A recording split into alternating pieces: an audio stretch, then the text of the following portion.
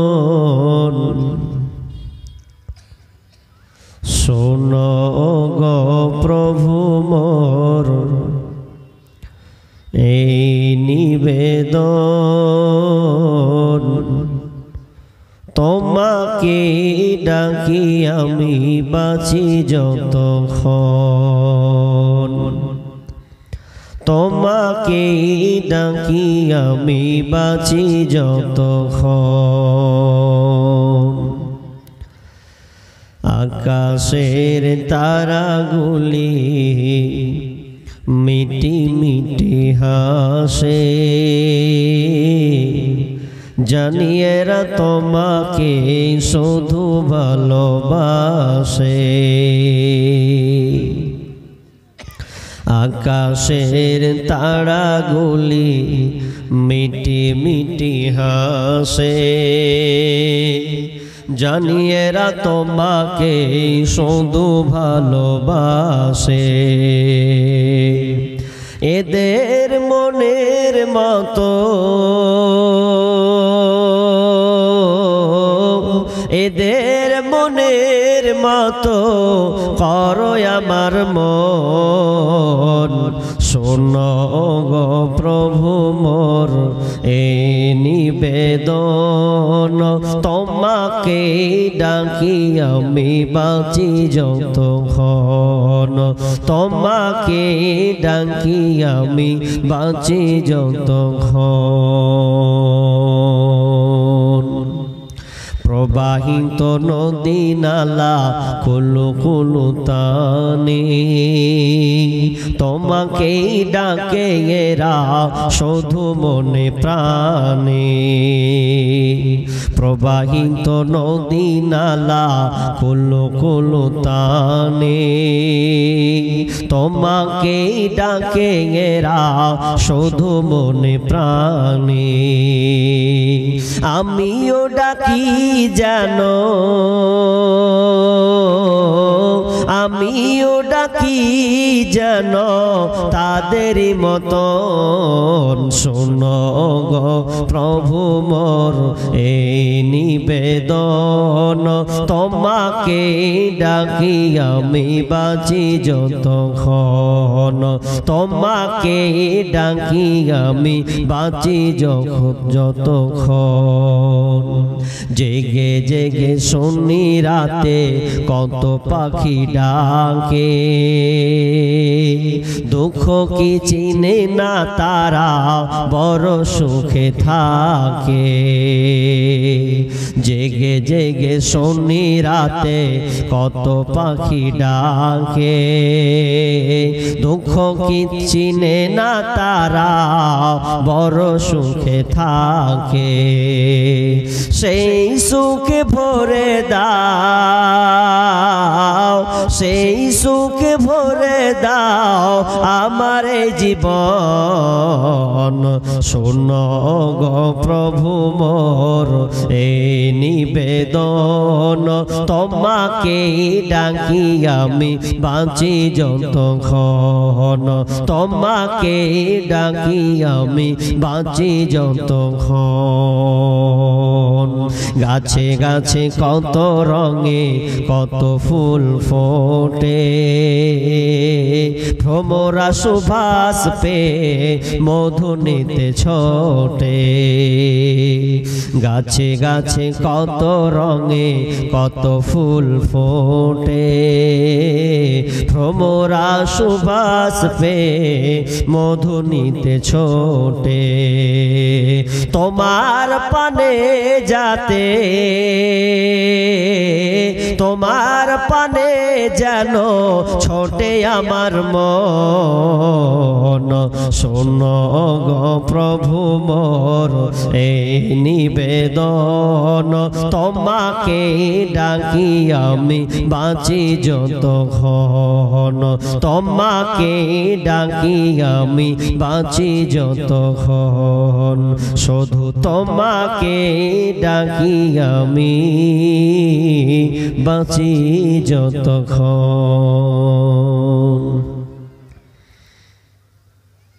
উপস্থিত সম্মানীয় সুযোগ্য আজকের চলমান জলসার স্বনামধন্য সভাপতি, মঞ্চে উপবিষ্ট ওলামায়ে কিরাম, আকাশে সাদৃশ্য আলেম ওলামাবৃন্দ এবং দূরদূরান্ত থেকে আগত সম্মানীয় অতিথিবৃন্দ, আমার সম্মুখে বসে থাকা বিভিন্ন এলাকা থেকে ছুটে আসা ইসলাম দরদি ভাই সকল ও পর্দার অন্তরালের সম্মানিতা মা ও বোনেরা, প্রথমে সেই মহান মুনিবের দরবারে প্রশংসা জ্ঞাপন করি যে মহান মুনিব আমাদেরকে একটি মাদ্রাসা কেন্দ্রিক আয়োজিত মাহফিলে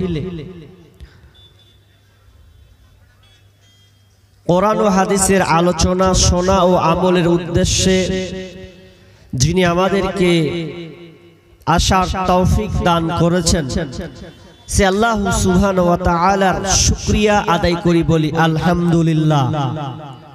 হাজী ভাই, এতটি লোক বসে আছেন, একটু করে যদি সাড়া দেন তাও তো মনে হয় বাজ পাখির মতন গুনগুনে আওয়াজ হয়, কিছু তো শব্দ পেলাম না। হাজী দেখেন, আল্লাহ শুকরিয়া আদায় করবেন না কেন? করবেনই যখন, তখন একটু আওয়াজের ভঙ্গি আপনি দেখান। দেখেন, আল্লাহ আপনাকে চক্ষু দিয়েছেন, চক্ষু দিয়ে আপনি দেখতে পাচ্ছেন, তাহলে আল্লাহর বড় নেয়ামত। হাত দিয়েছেন, হাত দিয়ে কাজ করার তৌফিক দিয়েছেন, আল্লাহর নেয়ামত।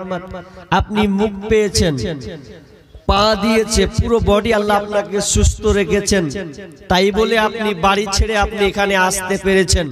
অনেক লোক আছে আসার আকাঙ্ক্ষায় ছিল, অনেক আশা ছিল যে আজকের প্রতিষ্ঠানে আসবো, আলেম ওলামার মুখ দিয়ে কিছু আলোচনা শুনবো, এই সুযোগ তার হয়নি, আপনার হয়েছে। তো আপনি একটু আল্লাহর শুকরিয়া আদায় করুন। সকলে আমরা সবাই এক বাক্যে এক কণ্ঠে একটু উচ্চ আওয়াজে বলি আলহামদুলিল্লাহ। হাজি, এতক্ষণ করার পর এতটুকু হলো, এত মেহনত দেওয়ার পর কিছু কিছু জিনিস আছে বুঝলেন, মানুষ বেখেয়ালি, বলার প্রয়োজন নাই, এরপরও বলে। ফুটবল ময়দান মাঠ হলে মানুষকে বলতে হতো না, যদি কোনো প্লেয়ার পায়ে বল থাকতো আর গোলকির মিডিলে ঢুকতো, তাহলে প্রাম করা মাঝখানে যখন ঢুকাবে, ঢুকতে ঢুকতে যখনই ঢুকবে, কেউ কি কোনো বলে হবে গোল মারবে, তখন গোল বলিস, কিন্তু অটোমেটিক্যালি মুখ দিয়ে বের হয় গোল। কয় পয়সা নাকি পাবেন? পুরো মাঠকে একদম আওয়াজকে তোলপাড় এমন ভাবে করি, অথচ এক পয়সা লাভ হবে না।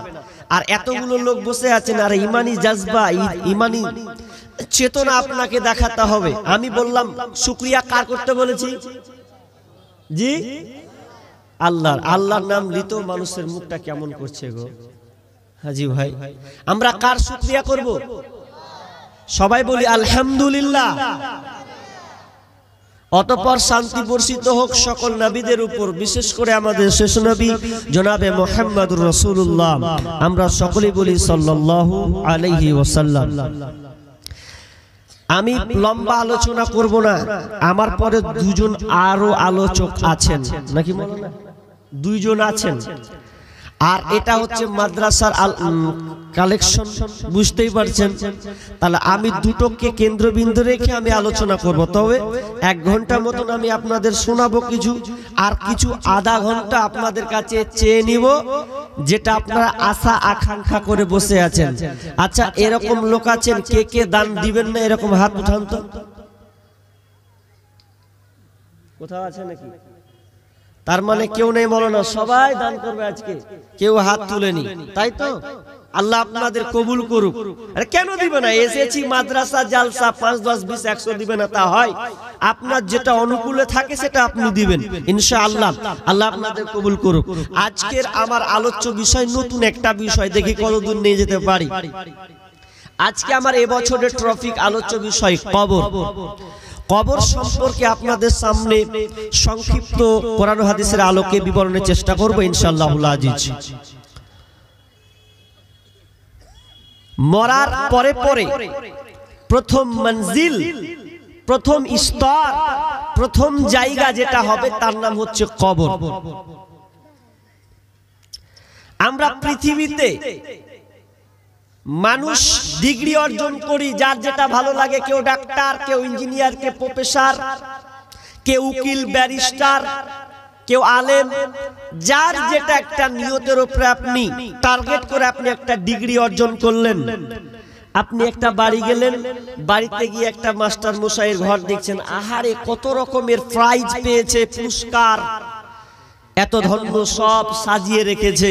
সাজিয়ে রাখার পর এবার বলছে, আহ লোকটা কত ডিগ্রি অর্জন করেছে। কিন্তু মনে করুন, কবরে যদি সে নাকাম হয়ে যায়, কবরে যদি ফেলিওর হয়ে যায়, তাহলে তার কোনো ডিগ্রির মূল্য আছে? এক পয়সাও দাম নেই। দুনিয়াতে ডিগ্রি কম, কিন্তু প্রথম মঞ্জিল কবর এসে পার হয়ে গেল, বেঁচে গেল, তাহলে সে সব জায়গায় পার হয়ে যাবে, বেঁচে যাবে। কবর এমন একটি জায়গা, যেই জায়গা পোকা মাকড়ের ঘর। এই ঘরটাতে সবাইকেই শুতে হবে। তুমি বিখ্যাত হও আর কুখ্যাত হও, তুমি ভালো হও আর মন্দ হও, তোমাকে এই জায়গা শুতে হবে। এরকম কোনো ব্যক্তি নাই যে কবরে ঢুকবে না, যাবে না। পৃথিবীতে এমন কোনো মানুষ নাই যে যাবে না, সকলকেই এই কবরের স্বাদ নিতে হবে।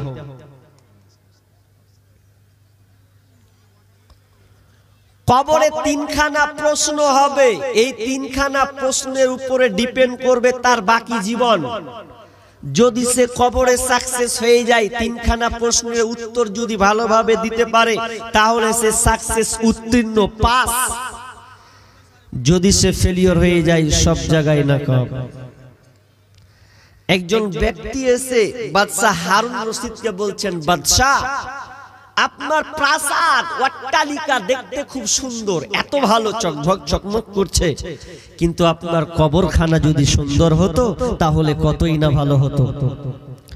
বাদশাহ হারুন রশিদ যখন এই কথা শুনলেন, চোখ দিয়ে পানি ঝরঝর করে ঝরছে, বাচ্চা ছেলের মতন। আহ কি সুন্দর উপদেশ দিলে ভাই, যে সত্যি কবর যদি সুন্দর না হয়, তার কোনো দুনিয়ার কোনো ভোগ বিলাসী থেকে লাভ নাই। তখন বাদশাহ হারুন রশিদ বলছে, ভাই তাহলে আপনি আমাকে আর দু একটা উপদেশ দেন, কিছু কথা বলুন। তখন বলছে যে, বাদশাহ জাহাপনা, আমি আপনাকে বলছি কি কথা, যে ধরেন আপনাকে খুব তৃষ্ণা লেগেছে, পিপাসু ব্যক্তি আপনি, খুব তৃষ্ণা লেগেছে। এখন আপনি এই এক গ্লাস হাফ ঢোক পানি নেওয়ার জন্য আপনি কি করবেন? নাই তো, তারপর আপনি কি করবেন? বাদশা বলছে, আমার অর্ধেক রাজত্ব বিক্রি করে দিও, আমি এই এক ঢোক পানি আগে আমি সঞ্চয় করব, কারণ আমার তৃষ্ণা নিবারণ করতে হবে। এবার বলছে বাদশা, এ হলো, আচ্ছা আপনি যে পানিটা পান করলেন, তো পানি পান করার পর যদি আপনি বের হতে না চাই, এর জন্য আপনি কি করবেন? তখন বাদশা বলছে, আরো অর্ধেক রাজত্ব আমি বিক্রি করে দিয়ে আমার এই পানিটা বের করব, অর্থাৎ পেশাবের রাস্তা ক্লিয়ার করব। তখন বলছে, তাহলে এই দুনিয়া এক ঘর পেশাবের কোনো মূল্য, এতটা মূল্য যে এক ঘর পেশাব, এই দুনিয়ার মূল্য হচ্ছে এক ঘর তৃষ্ণার পানি আর এক ঘর পেশাব, অর্থাৎ সারা দুনিয়া বিক্রি করে আপনি এইটুকু পেলেন। তাহলে বলেন আপনার জীবনে আপনি কি নিয়ে বসে আছেন? কয়েকটা আর উপদেশ দিলেন, দিতে গিয়ে মন ভারাক্রান্ত, চোখ দিয়ে পানি বের হচ্ছে। আসলে আমরা আজকে দুনিয়ার পিছনে পড়ে আছি, কবর বলে ভুলে গেছি। কবর কি ভুলে গেছি? এবার চলেন আমার আল্লাহ কি বলছেন, কবরটা কি একটু নেন। সূরা তাওবা 101 নম্বর আয়াতটা খুলুন। বিসমিল্লাহির রহমানির রহিম। سنعذبهم مرتين ثم تردون إلى عذاب عظيم। আল্লাহ সুবহানাহু ওয়া তাআলা স্মরণ করাচ্ছেন, কি আমাদের স্মরণ করাচ্ছেন, সানুআদ্দিবুহুম মাররাতাইন। আল্লাহ বলছেন আমি তোমাকে ওয়াচিরে তোমাদেরকে দুইবার তোমাদেরকে মারব। একটা কোথায়? একটা হচ্ছে কবরে। কবরে তোমাদেরকে শাস্তি দেওয়া হবে। যেই কবরটা মারাত্মক একটি জায়গা, অন্ধকার একটি ঘর, ওই ঘরে তোমাকে শাস্তি পেতে হবে। সুম্মা তুরাদ্দুনা ইলা আযাবিন আযীম, এবং তোমাকে মহা কঠিন শাস্তির দিকে আবার নিয়ে যাওয়া হবে। তার মানে এখানে দুইবার কথা। প্রথম বলা হলো কবরের কথা, কবরে তোমাদেরকে শাস্তি প্রদান করা হবে। এরপরে আরো শাস্তি আছে, সে বিচারের ময়দান, জাহান্নামের জায়গা, ওই জায়গাতে তোমাদেরকে শাস্তি, কঠিন শাস্তি দেওয়া হবে।